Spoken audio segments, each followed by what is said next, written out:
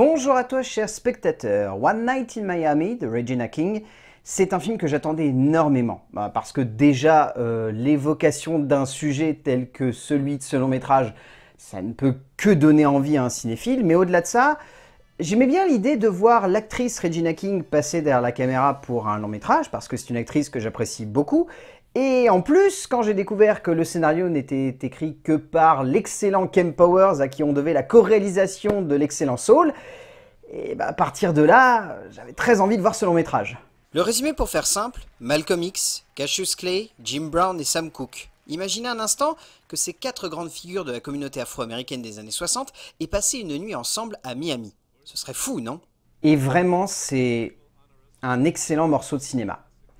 J'ai trouvé que Regina King arrivait non seulement à parfaitement maîtriser un sujet qui aurait pu partir dans tous les sens, mais au-delà de ça, qu'elle arrive à en faire une œuvre extrêmement simple. On dirait qu'elle ne cherche jamais à en faire des caisses avec son sujet, elle comprend à quel point l'évocation même de cette idée de voir ces quatre grandes figures se rencontrer dans une chambre d'hôtel un soir, ça suffit à être évocateur pour le spectateur, ça suffit à avoir une symbolique, à avoir une puissance, à avoir quelque chose de fort en fait en termes d'impact émotionnel, et ça va forcément donner envie à celui-ci de voir jusqu'où cette nuit va aller et de voir tout ce qui va en découler. Et c'est ça pour moi en fait qui rend cette œuvre extrêmement intéressante. C'est qu'on n'est jamais dans simplement l'idée d'une vague évocation d'à quel point l'histoire aurait pu être bien faite et amener parfaitement ces hommes à se rencontrer par hasard dans un hôtel, dans une chambre un soir, mais ça arrive à donner de l'impact finalement à cette rencontre, à rendre cette rencontre extrêmement juste, extrêmement historique en un sens, sans pour autant qu'elle ait eu lieu. Et c'est ça moi qui me sidère dans cette œuvre, c'est à quel point on arrive à prendre quelque chose qui est fantasmé, qui est imaginé, et finalement ça devient l'évocation extrêmement crédible d'à quel point l'histoire a changé et finalement continue de se répéter actuellement. Et à quel point ces hommes à l'époque, par leurs pensées, par leur manière d'évoquer les problèmes racistes, et fondamentalement ancrés dans l'histoire de l'Amérique, sont toujours d'actualité. Et c'est finalement cette évocation qui peut sembler très simple, qui devient le vrai fer de lance d'une œuvre qui n'en devient que plus impactante. On aime fantasmer des rencontres, imaginer le temps d'une soirée que le monde ait pu se voir modifié par un petit fragment de vie qui aurait donné lieu à quelque chose d'extraordinaire, d'inimaginable et de tout simplement fou à constater, et c'est pourtant dans cette idée que l'art fait des miracles. Regina King développe donc pour sa première réalisation cinéma une œuvre assez folle, inspirée d'une pièce de théâtre assez imposante, pour un morceau de 7e art qui n'est pas toujours aussi subtil que le voudrait son sujet, mais qui offre tout de même à la réalisatrice un écrin en argent pour une œuvre folle. En termes d'écriture, je trouve que Kemp Powers a réussi déjà le grand défi qui est de transposer une œuvre théâtrale au cinéma. Et Dieu sait, et vous savez, je le répète très souvent, que c'est quelque chose de compliqué. Parce que si on se plante en beauté et on peut donner lieu à une œuvre qui est littéralement proche du ridicule. Là, ça n'est jamais le cas. Déjà, je trouve que dans son écriture, le film est extrêmement fort parce qu'il y a des dialogues, mais qui sont tellement ciselés, tellement pointus, tellement bien faits, qu'on reste fasciné devant la maîtrise avec laquelle Kemp Powers arrive à les acheminer les uns à la suite des autres. C'est-à-dire qu'on n'a jamais la sensation que c'est un dialogue qui en surplombe un autre. C'est comme si une phrase allait ensuite donner lieu à une dispute, puis ensuite allait donner lieu à une réconciliation, puis ensuite allait donner lieu à un débat. Et tout ça se mélange. Et à la fin, on en tire vraiment, je dirais pas un pot pourri parce que ça serait pas rendre justice au travail de Kemp Powers, mais une sensation que tous ces sujets ne peuvent être résumés qu'à une seule chose, la vision de l'Amérique de quatre hommes qui avaient envie de la changer.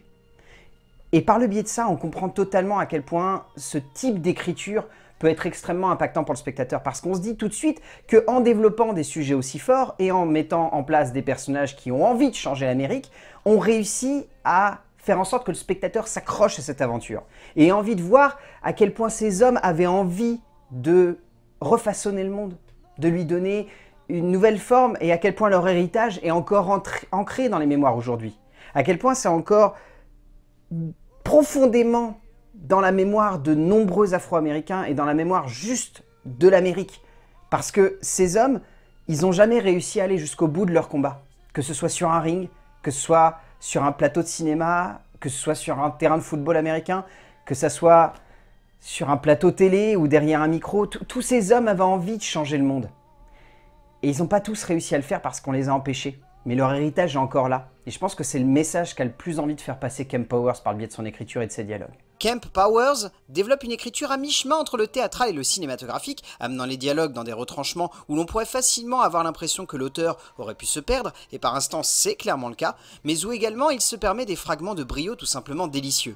Développant à merveille ses personnages au cœur de ce petit motel qui les rend historiques par la présence de ces hommes, le scénariste américain fait bien plus que simplement nous passionner. Il nous dévore par son admiration de ces grandes figures de l'histoire et donne à sa pièce de théâtre une puissance dramatique et surtout cinématographique. En termes de mise en scène, je trouve ça assez génial à quel point Regina King a réussi à maîtriser son cadre. Parce que honnêtement, bon, si on devait vraiment reprocher un point au film, il est un poil long. 1h55, on sent que Regina King, au bout d'un moment, elle se répète. Elle utilise les mêmes gimmicks et elle a tendance un petit peu à se perdre. Mais derrière, le montage est excellent. La rythmique des différentes scènes est très très bien amenée. On n'est jamais dans du théâtre filmé. Il y a une vraie mise en scène qui est acheminée au travers de ces personnages. Il y a constamment du mouvement, il y a constamment des évolutions de personnages, il y a constamment une envie de remettre en perspective chacune de leurs actions et chacun de leurs dialogues. C'est jamais figé dans le temps. Et c'est ça que je trouve assez fort, c'est que pour autant on est souvent enfermé dans cette chambre, et pour autant je n'ai jamais eu la sensation que ces personnages étaient enfermés dans cette chambre, ou que le film était coincé à cette unité de lieu et de temps. C'est jamais le cas. Constamment le film va s'ouvrir, que ce soit juste en allant sur un parking, que ce soit en partant dans un club, que ce soit en allant sur le toit de cet hôtel. Constamment le film a envie de s'ouvrir au spectateur et de jamais sonner uniquement comme une transposition théâtrale d'une pièce de théâtre. C'est vraiment du cinéma. Et c'est ça que je trouve assez bon dans la mise en scène de Regina King. C'est qu'elle n'a pas envie d'enfermer son récit justement dans une mise en scène qui aurait sublimement rendu hommage au dialogue, mais qui n'aurait jamais réussi à construire quelque chose d'aussi fort que le cinéma peut se le permettre de le faire. Et là, c'est ça que je trouve fort. On n'est jamais dans un film qui se veut uniquement de l'ordre de la fascination autour de ces quatre figures, même s'il y en a. C'est pas le but. Le but, c'est de nous montrer à quel point ils avaient une vision de l'Amérique. Et comment on le fait? En les mettant constamment en mouvement, comme cette Amérique. Regina King ne se contente pas simplement de bien filmer son œuvre, elle lui donne une vraie puissance, une vraie émotion, une vraie force de frappe, non seulement par la manière si subtile qu'elle a de filmer les conflits de ces quatre hommes, ainsi que leur remise en cause, mais également simplement en mettant en perspective ce décor. Développant celui-ci comme un véritable personnage supposé mettre en relief ses héros, par son cadre rappelant forcément des grands moments de l'histoire afro-américaine, la cinéaste donne ainsi une portée politique à son image, et donne ainsi lieu à une œuvre qui ne se contente pas simplement et uniquement de respecter ses grandes figures, mais qui les sublime également. En termes de casting, je trouve tous les acteurs excellents. Notamment les quatre acteurs principaux que sont Kingsley Ben-Adir, Ellie Gorey, Aldis Hodge et Leslie Odom Jr. qui sont monstrueux. Honnêtement, s'ils n'ont pas chacun une nomination aux Oscars du meilleur acteur ou même meilleur acteur dans un second rôle, je ne saurais pas qu'est-ce qui se passe dans la tête de l'Académie, parce qu'honnêtement, ils sont magnifiques et ils rendent parfaitement hommage, que ce soit dans des mimiques, dans des petits instants où ils copient certains petits détails de personnalité de ces personnages, ou simplement dans leur manière d'enchaîner les dialogues les uns avec les autres, ils sont extraordinaires. Saluons également les performances de Lance Reddick ainsi que de Kristen McBee, qui sont tous les deux très bons dans les rôles des frères qui sont en train de protéger Malcolm X.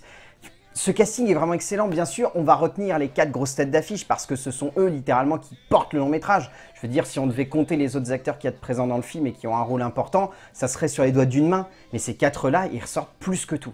Gorey, Hodge, Ben-Adir et Odom Jr. sont tous les 4 splendides en tête d'affiche de cette œuvre, apportant une telle puissance, une telle maestria, une telle crédibilité à ces grands hommes de l'histoire que leurs performances ne peuvent être oubliées. Au bout du compte, One Night in Miami est un film que je trouve excellent. C'est vraiment une très bonne œuvre de cinéma. Bon, derrière, il y a quelques petits détails, comme je l'évoquais, qui peuvent perdre un petit peu le spectateur. Cette effusion de dialogue qui par moments peut sembler un petit peu outrancière, et cette mise en scène qui par instant est un petit peu longuette, vont freiner quelques personnes et vont faire en sorte qu'il y ait 2-3 avis qui soient du genre un petit peu j'ai pas trop d'adhérer à l'œuvre. Mais vraiment, je trouve que derrière, il y a une metteur en scène qui s'accroche tellement à ses personnages et un auteur qui a tellement envie de parfaitement les mettre en perspective par rapport au sujet de base qui est tout simplement l'Amérique et la communauté afro-américaine, que vraiment One Night in Miami de Regina King, si vous avez l'occasion de le voir sur Amazon Prime, mais foncez, vraiment foncez, vous allez adorer, vous allez surkiffer, et je trouve que rien que l'idée de mettre en place ces 4 personnages dans une unité de lieu et de les faire avoir une remise en question complète de l'Amérique, rien que ça devrait vous donner envie de voir le film. A plus.